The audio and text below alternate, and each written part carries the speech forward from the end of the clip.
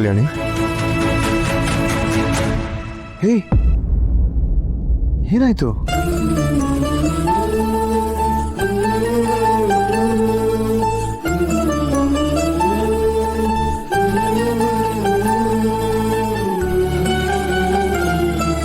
ಇಲ್ಲಿ ನೋಡು ಕಲ್ಯಾಣಿ, ನಿನ್ನ ಕಣ್ಣಲ್ಲಿ ಒಂದು ಹನಿ ನೀರು ಬಂದರು ಅದು ನನ್ನ ಸೋಲು ಅಂತ ಅನ್ಕೋತೀನಿ. ಈ ಮದುವೆ, ಈ ಹೊಸ ಬದುಕು, ಇದೆಲ್ಲ ನಿನ್ನ ಸಂಕಟಕ್ಕೆ ತಳ್ತಿದ್ರೆ ಈ ಸಂಬಂಧಕ್ಕೆ ಏನು ಬೆಲೆ ಇರುತ್ತೆ ಹೇಳು? ಅದೇನೋ ಗೊತ್ತಿಲ್ಲ ಕಲ್ಯಾಣಿ, ಇಷ್ಟು ವರ್ಷ ಜೀವನದಲ್ಲಿ ಏನೇನೋ ಹುಡುಕ್ತಿದ್ದೆ ನಾನು. ಆದರೆ ಈಗ ನಿನ್ನ ಮುಂದೆ ಬಂದು ನಿಂತ ಮೇಲೆ ಒಂದು ವಿಷಯ ಕ್ಲಿಯರ್ ಆಗಿ ಅರ್ಥ ಆಗ್ತಿದೆ. ನಿನ್ನ ಯಾವಾಗಲೂ ಖುಷಿಯಾಗಿಡೋದು, ನಿನ್ನ ಮುಖದಲ್ಲಿರೋ ಕಳೆನ ಯಾವತ್ತಿಗೂ ಕಾಪಾಡ್ಕೊಳ್ಳೋದೆ ನನ್ನ ಕೆಲಸ ಅಂತ ನನಗೆ ಅನಿಸ್ತಾ ಇದೆ. ನಿನ್ನ ಭಾವನೆಗಳು ನನಗೆ ಅರ್ಥ ಆಗುತ್ತೆ ಕಲ್ಯಾಣಿ, ಆದರೆ ಇದರಲ್ಲಿ ನಿನ್ನ ಸಪೋರ್ಟ್ ನನಗೆ ಬೇಕು. ನೀನು ಈ ರೀತಿ ಕಣ್ಣೀರು ಹಾಕಿದ್ರೆ ನನಗೇನು ಮಾಡಬೇಕು ಅಂತಲೇ ಗೊತ್ತಾಗಲ್ಲ.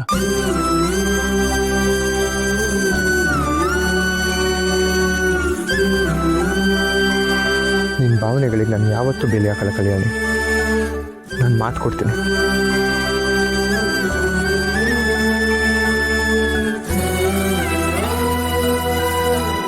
ಸರ್, ನಿಮ್ಮ ಹತ್ರ ಏನೋ ಒಂದು ವಿಷಯ ಮಾತಾಡಬೇಕಿತ್ತು. ಮಾತಾಡು ಮಗಳೇ.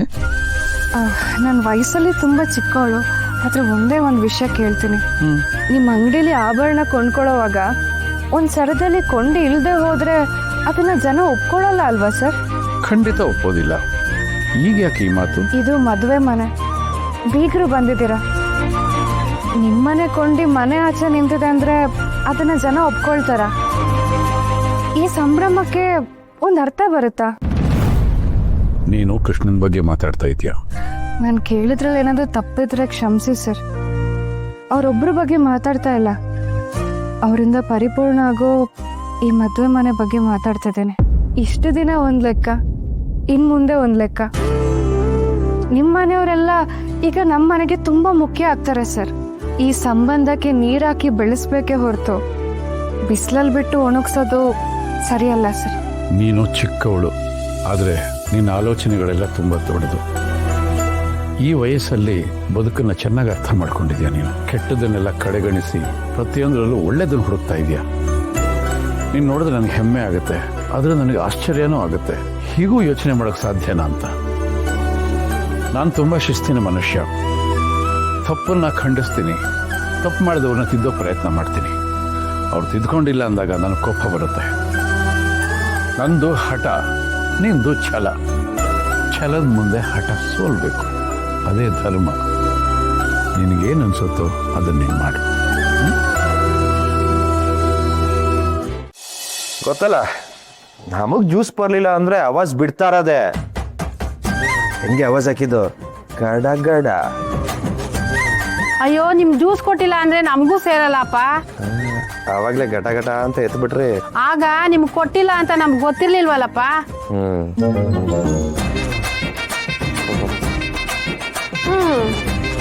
ಜ್ಯೂಸ್ ಬಂತು, ತಗೊಳ್ಳಿ. Special juice. ಭವ್ಯ, ಮಿಕ್ಸಿಂಗ್ ಎಲ್ಲ ಸರಿಯಾಗಿ ಮಾಡಿದ್ಯಾ ತಾನೆ? ಮಿಕ್ಸಿಂಗ್ ಇಲ್ದೆ ತಾವು ಕುಡಿಯೋದೇ ಇಲ್ವಲ್ಲ? ಏನ್ರಿ ಎಲ್ರ ಮುಂದೆ ಇತ್ತು?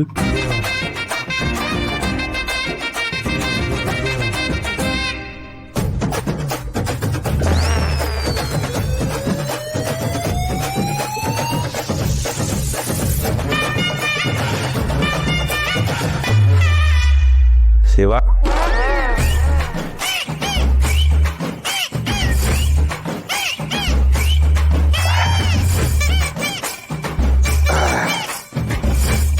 ಈ ಜ್ಯೂಸು ಒಂಥರ ಸ್ಪೆಷಲ್ ಆಗಿದೆ ಕಣ್ರಿ. ಒಂಥರ ಒಗೊಗ್ರು ಹೊರಟು. ಹಾಗಂತೀರಾ? ಹ್ಞೂ, ಬೇಕಿದ್ರೆ ಕುಡ್ ನೋಡಿ. ಅಯ್ಯಯ್ಯೋ, ನಮಗೆ ಸ್ಪೆಷಲ್ ಜ್ಯೂಸ್ ಎಲ್ಲ ಬೇಡ, ನೀವೇ ಕುಡ್ಕೊಳ್ಳಿ.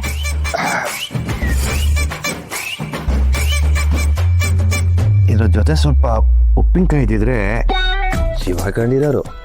ಇನ್ 30 ಸೆಕೆಂಡಲ್ಲಿ ಉಪ್ಪಿನಕಾಯಿ ಇಲ್ದೇನೆ ಕಾಣಿಸ್ತಾನೆ ಶಿವ.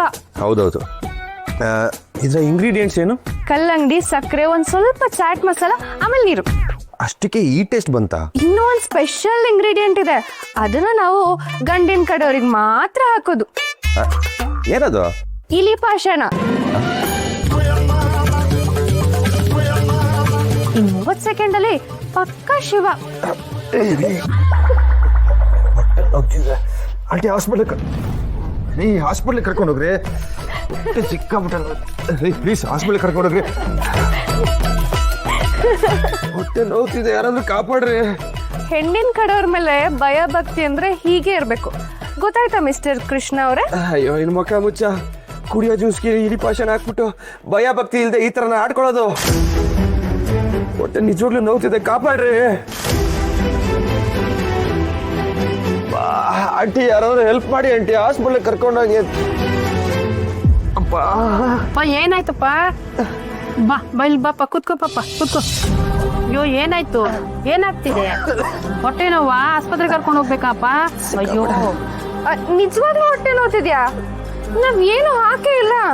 ಸುಮ್ಮನೆ ರೀ, ಜ್ಯೂಸ್ ಒಳಗೆ ಇಲಿ ಪಾಷನ್ ಹಾಕ್ಬಿಟ್ಟು ಆಟ ಆಡ್ತೀರ.